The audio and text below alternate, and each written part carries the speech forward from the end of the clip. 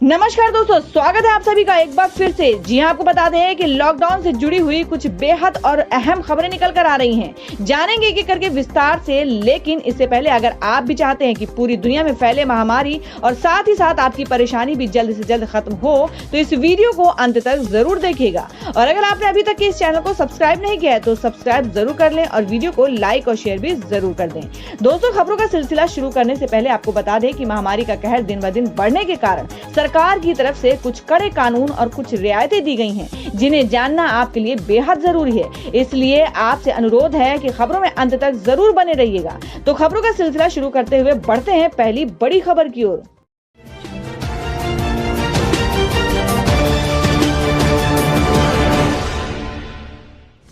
तो दोस्तों, आज की पहली बड़ी खबर बता दें कि लॉकडाउन के दौरान यूपी में अपना विस्तार कर रही आम आदमी पार्टी, 11 पदाधिकारी ये घोषित। जी आपको बता दें कि लॉकडाउन में मिले समय का फायदा उठाते हुए आम आदमी पार्टी यूपी में अपने संगठन को मजबूत करने में जुटी हुई है। इसी कड़ी में आप यूथ विंग AYEW ने प्रदेश कार्यकारिणी का विस्तार करते हुए करीब 1 दर्जन कार्यकर्ताओं को संगठन में पद देते हुए उन्हें मंडल की जिम्मेदारी सौंप दी है। इनमें 3 लोगों को प्रदेश उपाध्यक्ष व 8 लोगों को प्रदेश सचिव बनाया गया है। आप प्रवक्ता महेंद्र प्रताप सिंह ने बताया कि पार्टी के प्रदेश अध्यक्ष सभाजीत सिंह के प्रस्ताव को प्रदेश प्रभारी एवं सांसद संजय सिंह की मंजूरी मिलने के बाद आप यूथ विंग के प्रदेश अध्यक्ष फैजल वारसी ने रविवार को नए पदाधिकारी की सूची जारी कर दी है। उन्होंने बताया कि विवेक जैन, अभि चौधरी व उदयराज सिंह यादव को प्रदेश उपाध्यक्ष बनाया गया है, जबकि धर्मेंद्र कुमार देश, दीपक सिंह, जीशान अहमद, आकाश सिंह, अभिषेक गोस्वामी, अखिलेश सिंह, शगुन राशमी, अदनान व राहुल सिंह को प्रदेश सचिव बनाया गया है। प्रदेश अध्यक्ष सभाजीत सिंह ने सभी पदाधिकारियों को नई जिम्मेदारी की बधाई देते हुए जमीनी स्तर पर संगठन को मजबूत करने का आह्वान किया है। बड़ी खबर निकल कर आ रही है, आपको बता दें कि गृह मंत्रालय ने 31 मई तक लॉकडाउन बढ़ाने का किया ऐलान। जाने क्या है नई गाइडलाइन में। जी हाँ, आपको बता दें कि कंटेनमेंट जोन को छोड़कर पूरे देश में आर्थिक गतिविधियों को मिली इजाजत है। जी हम बात कर रहे हैं कि कोरोना को फैलने से रोकने के लिए केंद्र सरकार ने लॉकडाउन को 31 मई तक बढ़ा दिया है। लॉकडाउन 4 में कंटेनमेंट जोन को छोड़कर बाकी इलाके सभी तरह की आर्थिक गतिविधियों की इजाजत दे दी गई है, लेकिन mall, cinema hall, restaurant, hotel, metro rail और हवाई सेवाओं पर प्रतिबंध पहले की ही तरह जारी रहेगा। इस बार रेड, ऑरेंज और ग्रीन जोन की परिभाषा तो वही रहेगी, लेकिन इसके तहत आने वाले इलाकों को तय करने की जिम्मेदारी राज्यों पर सौंप दी गई है। लॉकडाउन 4 के लिए जारी गाइडलाइंस में गृह मंत्रालय में पूरी तरह साफ कर दिया है कि विशेष रूप से प्रतिबंधित गतिविधियों को छोड़कर अन्य सारी गतिविधियों की पूरी तरह से छूट होगी, लेकिन कंटेनमेंट जोन में जरूरी सेवाओं को छोड़कर किसी भी गतिविधि की इजाजत नहीं होगी। वैसे कंटेनमेंट जोन के बाहर भी राज्य सरकारें चाहे तो जमीनी परिस्थितियों के आकलन के आधार पर कुछ अन्य गतिविधियों पर रोक लगा सकती हैं। गृह मंत्रालय ने साफ कर दिया है कि लॉकडाउन 4 के दौरान शाम 7 बजे से सुबह 7 बजे तक कर्फ्यू जारी रहेगा और इस बीच जरूरी सेवाओं के अलावा किसी को बाहर निकलने की अनुमति नहीं होगी। मेट्रो, हवाई जहाज और रेल पहले की तरह ही नहीं चलेंगी, लेकिन प्रवासी मजदूरों और अन्य फंसे लोगों को एक से दूसरी जगह पहुंचाने के लिए विशेष ट्रेन और हवाई सेवाएं जारी रहेंगी। वहीं इस दौरान स्कूल, कॉलेज व अन्य शैक्षिक संस्थान, होटल, रेस्टोरेंट, बार, सिनेमा हॉल, मॉल आदि बंद रहेंगे। और अब बता दें कि महाराष्ट्र में बदतर हुए हालात। देश में 24 घंटे में 120 लोगों की जान गई, 4,987 नए मामले सामने आए हैं। जी आपको बता दें कि महाराष्ट्र में कोरोना संकट से जूझ रहे देश की तस्वीर को और बदरंग कर दिया है। राज्य में रोजाना संक्रमण के बढ़ते मामले ने चिंता बढ़ा दी है। रविवार को राज्य में रिकॉर्ड 2,347 नए मामले मिले हैं और 63 लोगों की जान गई है। महाराष्ट्र के साथ ही तमिलनाडु, दिल्ली और गुजरात में सामने आए नए मामलों के चलते देश में संक्रमितों की संख्या 90,000 को पार कर गई है। अब तक के 2800 से ज्यादा लोगों की जान भी जा चुकी है। आपको बता दें कि केंद्रीय स्वास्थ्य मंत्रालय के मुताबिक बीते 24 घंटे में संक्रमण से 120 लोगों की जान गई है, जिसके साथ देश में कोरोना से जान जाने वालों की संख्या 2,872 हो गई है। और अब अगली खबर निकल कर आ रही है कि तपती धूप में प्रवासी श्रमिकों का सफर आसान कर रही छत्तीसगढ़ सरकार, बांटे जा रहे जूते और चप्पल। जी आपको बता दें कि हजारों किलोमीटर का पैदल सफर तय कर रहे प्रवासी श्रमिकों को छत्तीसगढ़ की सीमा में पहुंचने पर कुछ राहत मिल रही है। छत्तीसगढ़ सरकार राज्य से गुजरने वाले सभी श्रमिकों के खाने पीने और स्वास्थ्य जांच की व्यवस्था कर रही है। इसके साथ ही उन्हें उनके राज्यों की सीमा तक छोड़ने के लिए बसों का इंतजाम भी किया जा रहा है। मुख्यमंत्री भूपेश बघेल की पहल पर उनके लिए जूता और चप्पल की भी व्यवस्था की जा रही है। राज्य की सीमा पर सहायता केंद्र बनाए गए हैं। कई श्रमिकों और उनके परिवार तपती धूप में नंगे पांव ही राज्य की सीमा में पहुंच रहे हैं। मुख्यमंत्री भूपेश बघेल की पहल पर अब ऐसे लोगों को जूता चप्पल भी पहनाया जा रहा है। अब तक 2 लाख से अधिक प्रवासी श्रमिक छत्तीसगढ़ के रास्ते झारखंड, बिहार, तेलंगाना और ओडिशा के लिए रवाना हुए हैं। करीब 100 बसें राजनांदगांव में महाराष्ट्र की सीमा पर लगाई गई हैं। महाराष्ट्र और गुजरात से प्रतिदिन 15,000 से अधिक श्रमिक बागनदी चेक पोस्ट राजनांदगांव के रास्ते छत्तीसगढ़ की सीमा को प्रवेश कर रहे हैं। इसमें कुछ छत्तीसगढ़ के रहते हैं, बाकी झारखंड, बिहार, ओडिशा, बंगाल और उत्तर प्रदेश आदि राज्यों के हैं। और अब अगली बड़ी खबर बता दें कि सीतारमण ने राहुल को बताया ड्रामेबाज, सोनिया से की हाथ जोड़कर अपील, सुरजेवाला ने दिया जवाब। जी आपको बता दें कि वित्त मंत्री निर्मला सीतारमण ने रविवार को राहत पैकेज की आखिरी किस्त का ऐलान किया है। इस दौरान उन्होंने पैदल घर जा रहे प्रवासी मजदूरों के मुद्दे पर विपक्ष को घेरा। उन्होंने राहुल गांधी की उस तस्वीर पर भी सवाल उठाया जिसमें वे सड़क पर बैठकर प्रवासी मजदूरों से बात कर रहे थे। उन्होंने राहुल गांधी पर निशाना साधते हुए कहा कि मजदूरों के साथ बैठकर उनसे बात करके उनका समय बर्बाद किया। उन्हें मजदूरों के साथ सामान उठाकर उनके साथ पैदल जाना चाहिए था, जिससे उनकी मदद होती। सड़क किनारे बैठकर बातें करने से केवल मजदूरों का वक्त बर्बाद किया है। बता दें कि कांग्रेस के पूर्व अध्यक्ष राहुल गांधी ने शनिवार को दिल्ली में प्रवासी श्रमिकों से मुलाकात करके उनकी स्थिति के बारे में जानकारी ली थी। वहीं कांग्रेस प्रवक्ता रणदीप सुरजेवाला ने वित्त मंत्री पर निशाना साधते हुए कहा कि निर्मला जी, आदरणीय मोदी जी, क्या मजदूर की बेबसी आपको ड्रामेबाजी लगती है? देश के मजदूरों, श्रमिकों और कामगारों का अपमान मत कीजिए। राहुल जी मजदूरों का दर्द बांटने गए थे। अगर दर्द बांटना अपराध है तो हम ये बार बार करेंगे। क्यों गूंगी बहरी सरकार को मजदूरों की पीड़ा और व्यथा से अवगत करवाना अपराध है? अगर यह अपराध है तो कांग्रेस पार्टी यह अपराध बार बार करेगी। वित्त मंत्री निर्मला सीतारमण ने कहा, विपक्षी पार्टियों से कहना चाहती हूं कि प्रवासी मजदूरों के मुद्दे पर हमें मिलकर काम करना होगा। सभी राज्य सरकारों के साथ मिलकर काम कर रहे हैं। हाथ जोड़कर सोनिया गांधी जी से कहती हूं कि हमसे बात करें और प्रवासी मजदूरों के प्रति जिम्मेदारी समझे।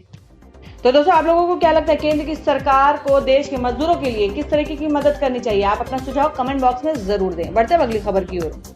और अब अगली खबर में आपको बता दें कि लॉकडाउन 4 में केंद्र सरकार ने ऑफिस और फैक्ट्री खोलने की दी अनुमति। जानिए क्या हैं शर्तें।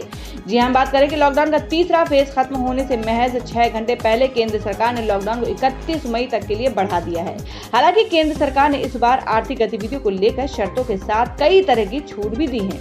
गृह मंत्रालय की ओर से रविवार शाम जारी गाइडलाइंस के मुताबिक कर्मचारी अब ऑफिस जा सकते हैं। फैक्ट्री और औद्योगिक इकाइयों को खोलने की भी छूट मिल गई है। हालांकि जहां तक संभव हो वर्क फ्रॉम होम को जारी रखने को कहा गया है। कार्यस्थलों पर प्रवेश और निकास के समय थर्मल स्कैनिंग, हैंड सैनिटाइजिंग आदि की व्यवस्था करने को कहा गया है। पूरे कार्यस्थलों को नियमित तौर पर सैनिटाइज करना होगा।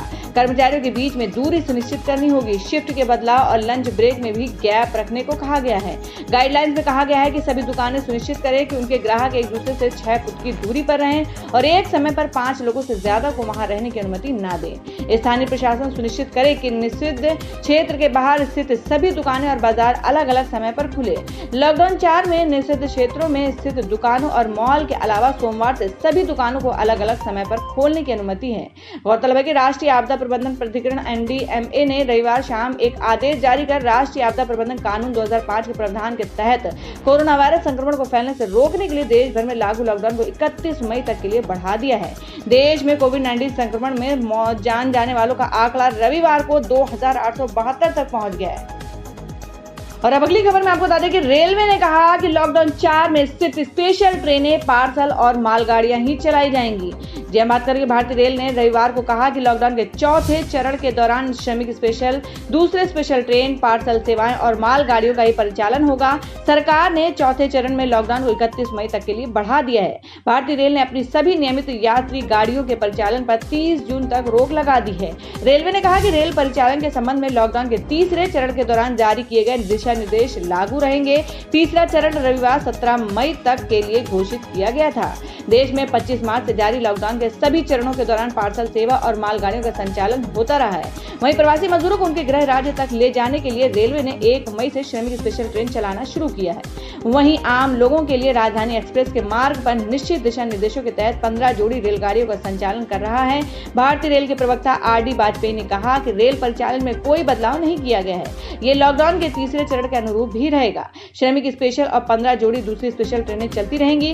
वहीं पार्सल सेवा और मालगाड़ी भी चालू रहेगी। तो दोस्तों, खबरों में आगे बढ़ने से पहले जान लेते हैं आज के माइंड क्विज के सवाल को। आज का सवाल है, आपको बताना है कि केरल के राज्यपाल का क्या नाम है। इसका जवाब आपको वीडियो के नीचे कमेंट बॉक्स में देना है और सही जवाब देने वाले को रैंडमली सिलेक्ट किया जाएगा और वो जीत सकते हैं बम्पर पुरस्कार। बढ़ते हैं अगली बड़ी खबर की ओर। जो अगली बड़ी खबर आ रही है कि महाराष्ट्र ने 7,200 कैदियों को रिहा किया, 10,000 और छोड़े जाएंगे। जी आपको बता दें कि महाराष्ट्र में कोरोना वायरस महामारी के बीच जेलों में भीड़ कम करने के लिए अब तक के 7,200 से ज्यादा कैदियों को रिहा किया जा चुका है। अधिकारियों ने मंगलवार को बताया कि करीब 10,000 और कैदियों को जल्द रिहा किया जाएगा। अधिकारी ने बताया कि कोरोना वायरस के कारण जेलों में से भीड़ भाड़ कम करने के लिए राज्य का कारावास विभाग अस्थायी जमानत या पेरोल पर 7,200 से ज्यादा कैदियों को रिहा कर चुका है। उच्चतम न्यायालय ने राज्यों और केंद्र शासित प्रदेशों को निर्देश दिया था कि कोरोना वायरस के मद्देनजर जेलों में से भीड़ भाड़ कम करने के वास्ते कैदियों को पेरोल पर छोड़ने पर विचार करने के लिए एक समिति गठित की जाए। इसके बाद राज्य सरकार ने कहा था कि जिनकी सजा की अवधि 7 साल से कम है, ऐसे करीब 11,000 कैदियों को अस्थायी रूप से रिहा किया जाएगा। कारावास विभाग के एक अधिकारी ने पीटीआई भाषा से कहा कि लॉकडाउन से पहले राज्य की 60 जेलों में 35,000 से ज्यादा कैदी थे और हमने 7,200 से अधिक कैदियों को अस्थायी रूप से छोड़ दिया है ताकि जेलों में भीड़ कम हो जाए। और अब बता दें कि सीएम नीतीश कुमार ने कहा कि बाहर से आने के इच्छुक सभी प्रवासी मजदूरों को जल्द लाया जाएगा बिहार। सरकार उठा रही है जरूरी कदम। जी आपको बता दें कि बिहार के मुख्यमंत्री नीतीश कुमार ने रविवार को कहा कि राज्य के बाहर फंसे जो भी प्रवासी मजदूर बिहार आने को इच्छुक हैं, उन सभी को बिहार लाया जाएगा। वे परेशान न हो, धैर्य रखें, सुरक्षित रहें। मुख्यमंत्री नीतीश कुमार ने साथ ही कहा कि सरकार पूरी क्षमता से सभी इच्छुक प्रवासी मजदूरों को जल्द से जल्द बिहार लाने के लिए सभी आवश्यक कदम उठा रही है। जदयू के राष्ट्रीय अध्यक्ष सह मुख्यमंत्री नीतीश कुमार ने रविवार को वीडियो कॉन्फ्रेंसिंग के माध्यम से जदयू नेताओं से लोगों को मिलने वाली सरकारी सुविधाओं का फीडबैक लिया। इसमें जदयू अल्पसंख्यक प्रकोष्ठ और युवा जदयू के सभी जिला अध्यक्ष शामिल हैं। उन सभी ने अपने स्तर पर किए जा रहे कार्यों के बारे में मुख्यमंत्री को जानकारी दी।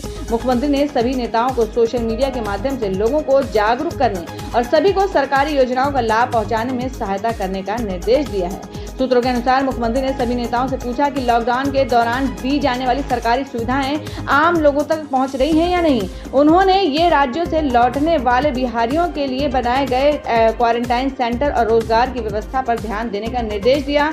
वीडियो कॉन्फ्रेंसिंग के दौरान मुख्यमंत्री नीतीश कुमार ने सभी नेताओं से लॉकडाउन में आने वाले परेशानियों और इसमें छूट देने के सुझावों पर भी चर्चा की। उन्होंने कोरोना संक्रमण की स्थिति, क्वारंटाइन सेंटर पर की गई व्यवस्था और मजदूरों के लिए रोजगार की व्यवस्था के बारे में पार्टी नेताओं से जानकारी ली। और अब अगली बड़ी खबर में आपको बता दें कि कुछ घंटों में खतरनाक हो सकता है चक्रवाती तूफान। ओडिशा बंगाल में रेड अलर्ट। जी आपको बता दें कि भारतीय मौसम विभाग ने चेतावनी दी है कि बंगाल की खाड़ी में उठ रहे तूफान अम्फान कई राज्यों के लिए खतरा बन सकता है।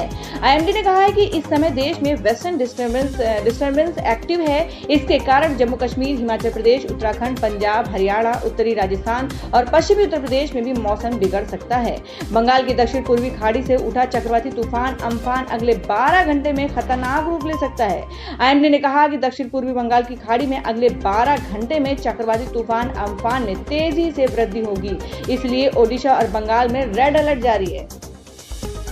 तो दोस्तों, ये थी अब तक की सभी बड़ी खबरों की अपडेट्स। टुडे ब्रेकिंग न्यूज और लेटेस्ट खबरों को देखने के लिए हमारे चैनल ऑसम ज्ञान हिंदी न्यूज चैनल से जुड़े रहिए और हमारे वीडियो को लाइक शेयर जरूर कर दें अपने दोस्तों और रिलेटिव्स के साथ। तो दोस्तों, फिर मिलेंगे काम की खबरों और सरकारी योजनाओं की एक और नई वीडियो के साथ। तब तक के लिए धन्यवाद दोस्तों।